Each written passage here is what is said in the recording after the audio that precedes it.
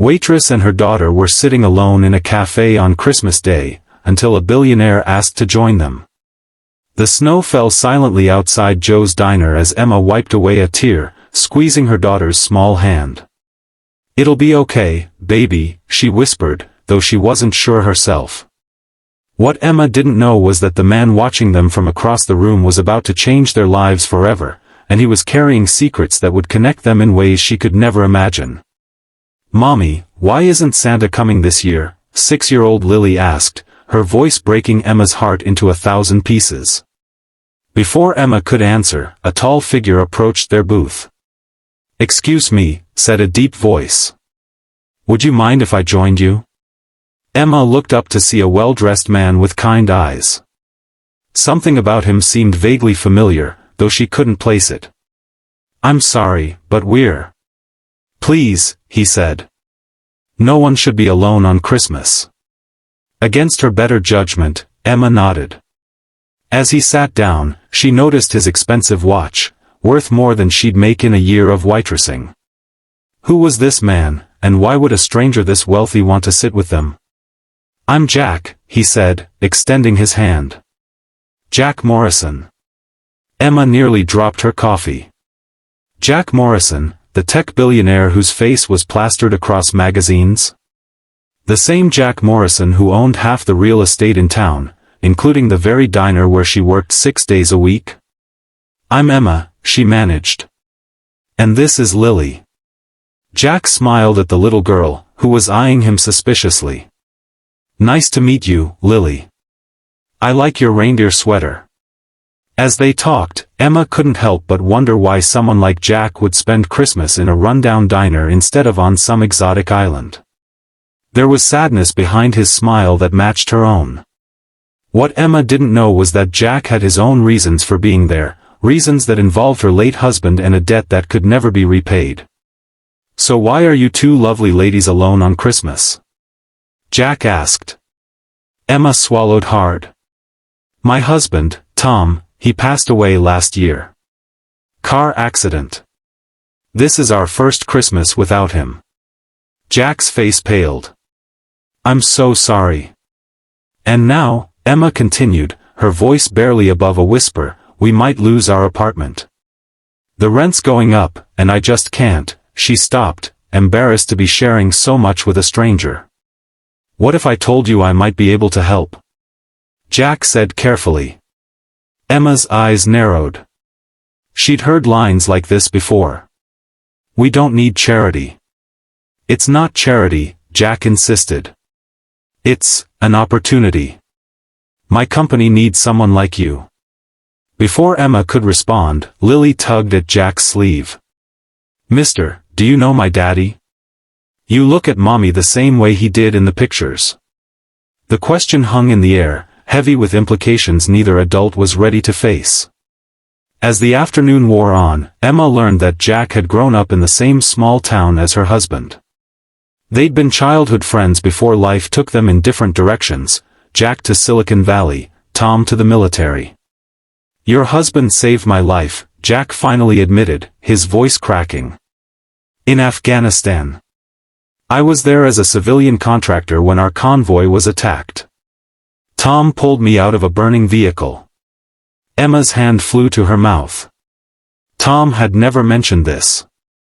"I've been looking for his family ever since I found out he'd passed," Jack continued. "To thank them. To help, if I could." "But why didn't Tom ever mention you?" Emma asked, suspicion creeping back. Jack looked down. "Because I asked him not to. The attack, it wasn't random. Someone wanted me dead because of what I knew. I've spent the last year making sure it was safe before I approached you." Emma felt the room spin. "Are we in danger?" "Not anymore," Jack assured her. "But there are people who would do anything to get what I have." "And what's that?" Emma whispered. Jack leaned closer. "A future worth fighting for. And I think, it might include you and Lily." The connection between them was undeniable, a spark that neither expected but both felt intensely. As Jack reached across the table to take Emma's hand, she didn't pull away. "I can't replace Tom," Jack said softly. "I would never try to. But I made him a promise that I'd look after you both if anything ever happened to him." Tears filled Emma's eyes. "He would have told me about a promise that important." "He was protecting you," Jack explained. "The less you knew, the safer you were." As the snow continued to fall outside, Jack shared his plan: a job for Emma at his foundation, a new home in a safe neighborhood, and a trust fund for Lily's education. "Why would you do all this?" Emma asked, overwhelmed. Jack's eyes met hers. "Because some debts can never be repaid with money. And because when I look at you and Lily, I see the family I've always wanted but never thought I deserved." That Christmas night changed everything. What began as the loneliest day of Emma's life became the first chapter of an unexpected love story, one built on gratitude, second chances, and the legacy of a hero who brought them together. 6 months later, as Jack proposed on the beach at sunset, Emma finally understood what Tom had meant in his last letter to her: when one door closes, another opens. Trust your heart to know which one to walk through. But the path to their happily ever after wasn't without its thorns. 3 weeks after that fateful Christmas meeting, Emma stood frozen in Jack's penthouse, staring at the television. Breaking news flashed across the screen: tech billionaire Jack Morrison under investigation for corporate espionage. "You lied to me," Emma whispered when Jack walked in, her voice trembling with betrayal. "This is why you were in Afghanistan, isn't it? Not some humanitarian mission, you were stealing military technology." Jack's face hardened.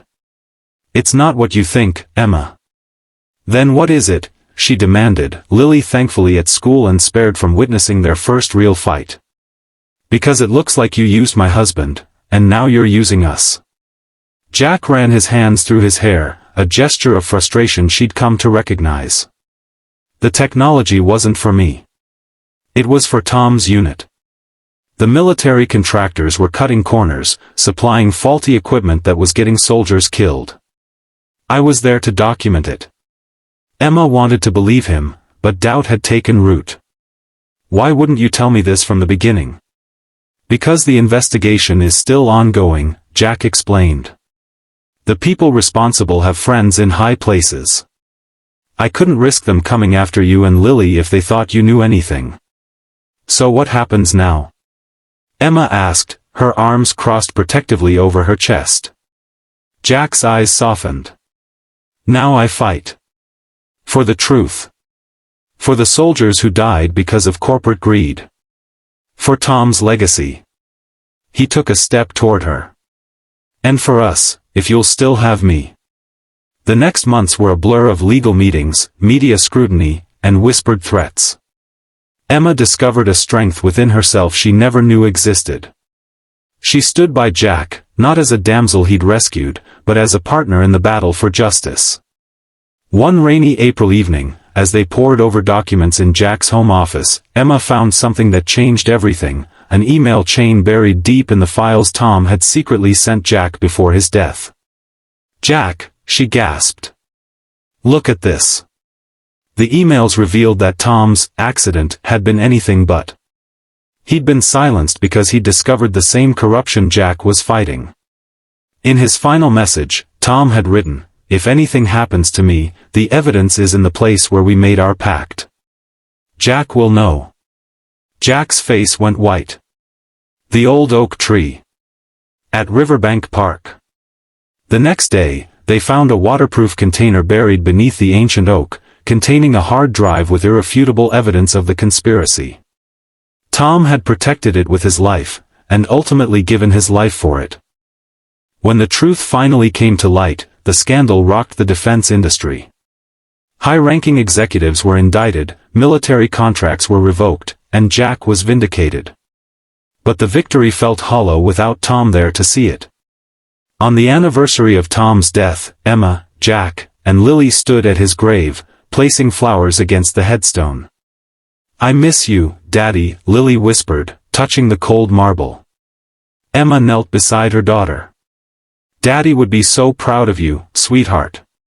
Jack remained standing, his eyes fixed on the name of his friend. We did it, brother, he said softly.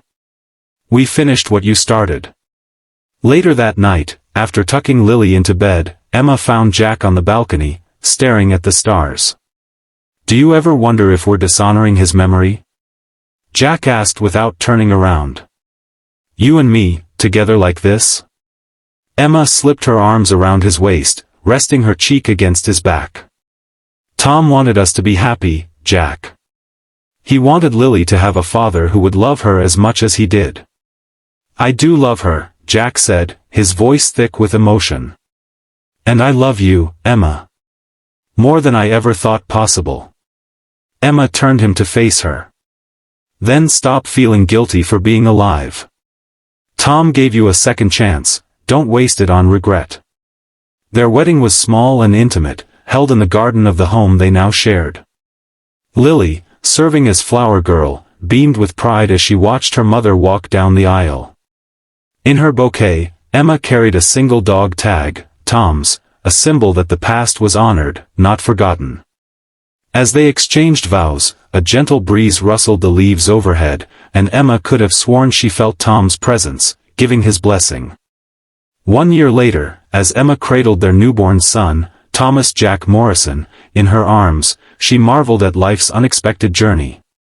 From a lonely Christmas in a diner to this moment of pure joy, she had traveled a path she never could have imagined. He has Tom's eyes, Jack whispered, gazing down at their son with wonder. And your stubborn chin, Emma teased, leaning up for a kiss. Lily, now 8, climbed carefully onto the hospital bed. Can I hold my brother now? As Emma watched her daughter cradle the baby, with Jack's protective arm around them both, she knew that happiness wasn't about forgetting the past, it was about honoring it while embracing the future. Tom would be so proud of our family, Jack said softly. Emma smiled through her tears. He is proud.